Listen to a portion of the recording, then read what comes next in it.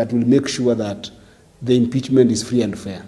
But as things stand right now, as Eddy Oketch, I haven't received anything or any communication from the National Assembly with regards to that impeachment.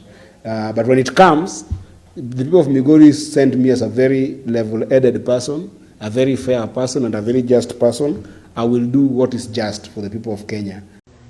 Or as the member of NEC of ODM on the Gachagua issue, I think this is a more Kenya Kwanza politics that we as ODM have no business engaging in.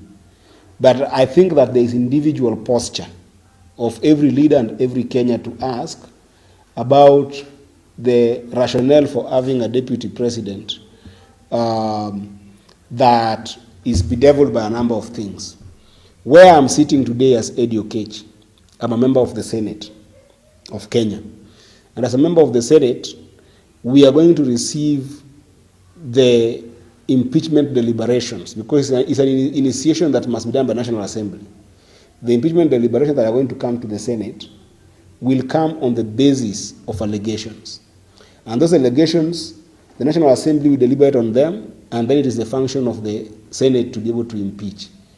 I believe that if they bring to us an impeachment that is founded on the basis of law and issues that are definitely of constitutional merit for an impeachment, the Senate will take charge and impeach.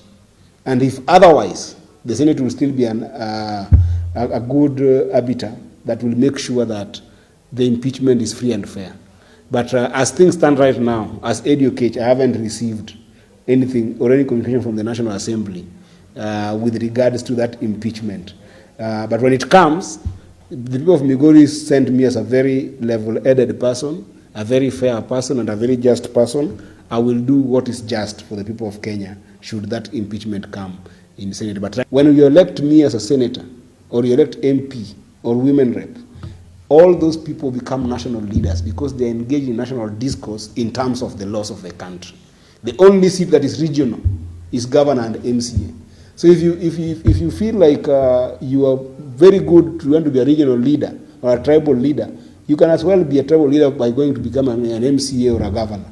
That is just my opinion. I don't want us to focus on only the Rigathi impeachment without focusing on the substantial issues that the Gen Zs of this country raised. Because if those things are not achieved, there's nowhere Kenya is going. There's just calm, but there's no peace at any given time. It's a very important thing that you must understand.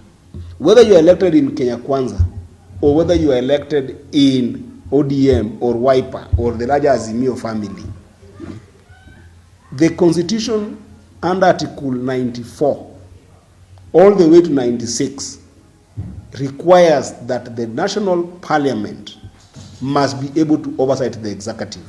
So what we must do as members of parliament, both Senate and the National Assembly, is that we must constantly make sure that we hold the executive to account.